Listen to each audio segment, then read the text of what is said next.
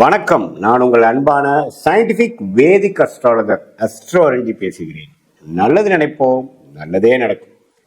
இந்த வீடியோவில் நம்ம என்ன பார்க்க போறோம்னா, மிதுன ராசிக்காரர்களுக்கு ஆகஸ்ட் 2026 எத்தகைய ஒரு மாத பலாபலன்கள் நிறைந்த ஒரு மாதமாக இருக்க போகுதுங்கிறத சயின்டிபிக் வேதிக் அஸ்ட்ராலஜி முறையில் எதையும் மிகைப்படுத்தாமல் உள்ளது உள்ளவாறு டிகிரி அடிப்படையில் நம்ம பார்த்து இந்த அருள்வாக்கு சொல்ற மாதிரியோ இந்த பரிகாரம் அப்படிலாம் போகாமல் மூட நம்பிக்கையில் போகாமல் ஒரு ஜாதகத்திலையும் ஒரு கிரகம் இப்படி இருக்கும் பொழுது, அதே மாதிரி உங்களுடைய ராசிக்கு இந்தந்த கிரகம் இது மாதிரி இடத்துல வரும் பொழுது எது மாதிரியான ஒரு பொது தாக்கத்தை கொடுக்க போகிறது அப்படிங்கிறத நம்ம இந்திய வேத ஜோதிட அடிப்படையிலான ஒளி தத்துவம் பிரகாரம் அறிவியல் சார்ந்த முறையில நம்ம பார்க்க போறோம். இப்ப பாருங்க, மிதுன ராசிக்கு பாருங்க எப்படி இருக்கு அமைப்பு அப்படின்னா, சனி 10ஆம் இடத்திலே நீடித்திருக்கிறார். தொழில் ரீதியாக வேலை ரீதியாக பல புரட்சிகளை செய்து கொண்டிருக்கிறீர்கள். ஒரு வருஷமா பல முயற்சிகள் ஆகுது, சிலது பேக் ஃபயர் ஆகுது, சிலது ஜெயிக்கிறீங்க, சிலதெல்லாம் முன்னேற்றங்கள் நல்லா போகுது. அது மாதிரி விஷயங்கள் கொடுக்கக்கூடிய சனி 10ல் நீடித்திருக்கிறார்.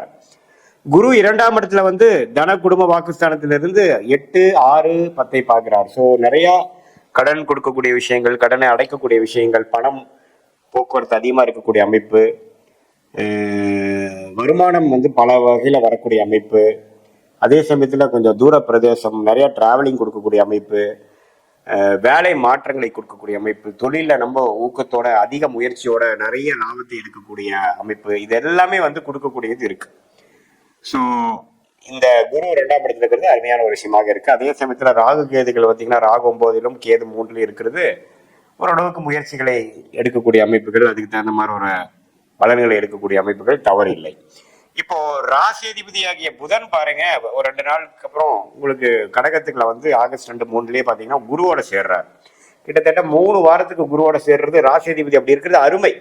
ஸோ எப்போ ராசியதிபதி குருவோட சேர்ந்து 2ஆம் இடத்துல இருக்கும் பொழுது நல்ல பணம் வரவுக்காக சில யுக்தியான வேலைகள், கெட்டிக்காரத்தனமா சில முயற்சிகள் செய்யறது, கெட்டிக்காரத்தனமா சில முடிவுகளை செய்வது, அது மூலமா பலன்களை பெறுவது, மாணவர்கள் நல்லா படிக்கிறது, பயங்கர மெமரி பவர்ல கொண்டு நல்ல ரிசல்ட் கொண்டு வர்றது, இது வரைக்கும் புரியாத விஷயம்லாம் கொஞ்சம் புரியுறது, வாழ்க்கையில நம்ம தெளிவு பெறுவது, நிறைய விஷயங்கள் முடிவெடுக்க முடியாத விஷயத்தையே டக்குன்னு முடிவு எடுக்கிறது. ஏன்னா புதன் குருவோட சேருது, சூரியனோட சேரும் பொழுது நிபுணத்துவம் பெற்று வாழ்க்கையில சில நல்ல ஒரு மேல்நிலையான சில அமைப்புகள், பல 6 மாசமா சில முடிவுகள் எடுக்க முடியாதவங்க டக்குன்னு எடுத்துருவாங்க.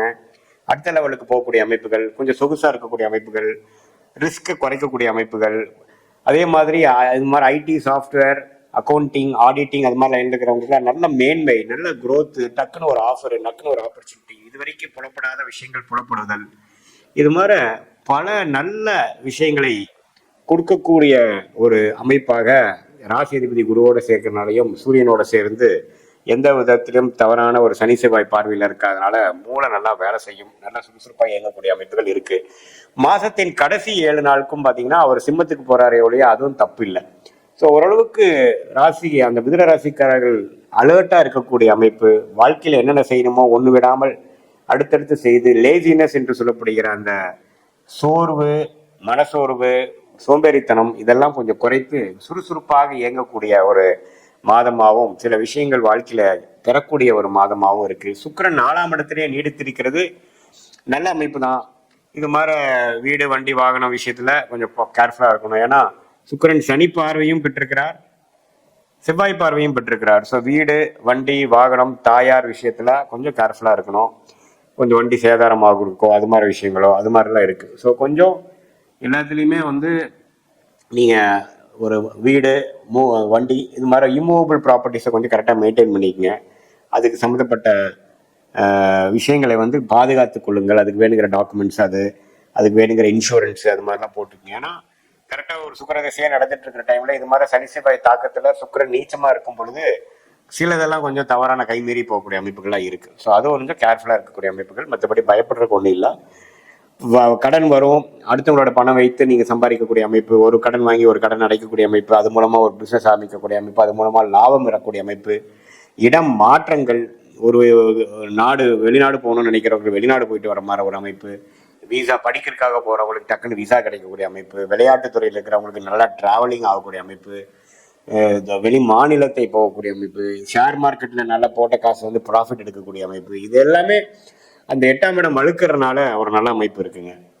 ஸோ பேச்சு மூலமாக பிழைக்கக்கூடியவர்கள், சொல்லிக் கொடுக்கும் வேலையில் இருக்கிறவங்க, இது மாதிரி கன்சல்டிங் வேலையில் இருக்கிறவங்களுக்குலாம் நல்ல முன்னேற்ற பாதை அமைக்கக்கூடிய ஒரு காலகட்டமாக இந்த ஆகஸ்ட் 2026 மிதுன ராசிக்காரர்களுக்கு எல்லாமே ஓவராலாக தொழிலாக இருந்தாலும் சரி, அவங்களுடைய அந்தஸ்தாக இருந்தாலும் சரி, அவங்களுடைய வருமானம் பொருளாதாரமாக இருந்தாலும் சரி, இன்னும் கொஞ்சம் கடன் முழுசாக முடிக்க முடியலனாலும் அடுத்த ஸ்டேஜ் நல்ல ஏர்னிங் இன்க்ரீஸ் பண்ணுற மாதிரி சில விஷயங்கள்லாம் வந்து பாசிட்டிவாக நம்ம செய்து ஒரு ஃபியூச்சரில் நம்ம லாங் ஸ்டாண்டிங்காக நம்ம ஜெயிக்கிறதுக்கு வேணுங்கிற ஃபவுண்டேஷனை செய்யக்கூடிய அமைப்புகளாக நிறைந்ததான ஒரு மாதமாக மிதுன ராசிக்காரர்களுக்கு ஆகஸ்ட் 2026 இருக்கு. இது பொதுவான பலன்களை தவிர உங்களுடைய ஜென்ம ஜாதகத்துல எது மாதிரி தசாபுக்திகள் போய்கொண்டிருக்கிறது, நீங்க எந்த லக்னத்துல பிறந்தீங்க அப்படிங்கறத திருக்கணித பஞ்சாங்கத்துல உங்க பிறந்த தேதி, பிறந்த நேரம், பிறந்த உரை வைத்து நம்ம போட்டு பார்த்து அதுல எந்த மாதிரி ஒரு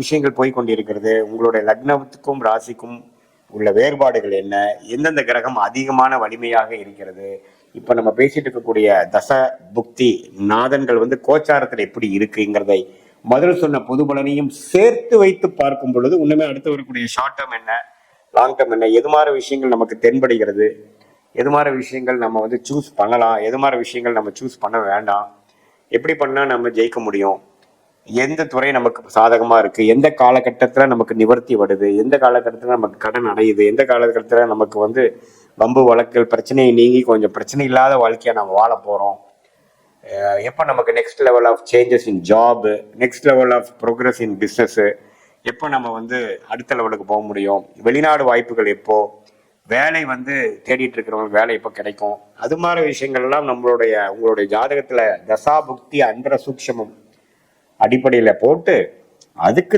தகுந்த மாதிரி முடிவுகளை நம்ம இந்த சயின்டிபிக் வேதிக் அஸ்ட்ராலஜி முறையில நம்ம ஜோதிடம் பார்க்கும் பொழுது எடுக்கும் பொழுது உங்களுக்கே வந்து கிளாரிட்டியோட எப்படி போயிட்டு இருக்கு, நம்ம பாஸ்ட் லைஃப் எப்படி, இப்போ ப்ரெசென்ட் எப்படி போயிட்டு இருக்கு, அடுத்தது நம்ம எதை நோக்கி நம்ம வாழ்க்கையை நகருதுங்கிறத ஒரு கிளாரிட்டி தெரிஞ்சிட்டோம்னா கண்டிப்பா நம்ம போராட்டங்களை சந்திச்சு நம்மளுடைய பிரச்சனைகளை நாமளே எப்படி சந்திக்கிறது, எந்த நேரத்தில் எப்படி நம்ம வேகமா போகலாம், எந்த நேரத்தில் நம்ம கொஞ்சம் அடக்கி வாசிக்கலாம், இந்த மாதிரி கர்மா நமக்கு தெரியுதுங்கிறத தெரிஞ்சு அதுக்கு தகுந்தமான முயற்சிகளையும் வாழ்க்கை திட்டத்தையும் அமைக்கும் பொழுது தேவையற்ற பண விரயங்கள், தேவையற்ற சமய விரயங்களை தவிர்த்து வாழ்க்கையில் எப்படி நம்மளுடைய கர்மாவின் பலன்களை நாமளே தெரிந்து கொண்டு தேவையற்ற ஒரு எதிர்மறையான விளைவுகளை தவிர்த்து வாழ்க்கையில் எளிதில் வெற்றி பெற முடியும் என்று சொல்ல விரும்புகிறேன். மீண்டும் மற்றொரு காணொலியில் சந்திப்போம். நன்றி, வணக்கம்.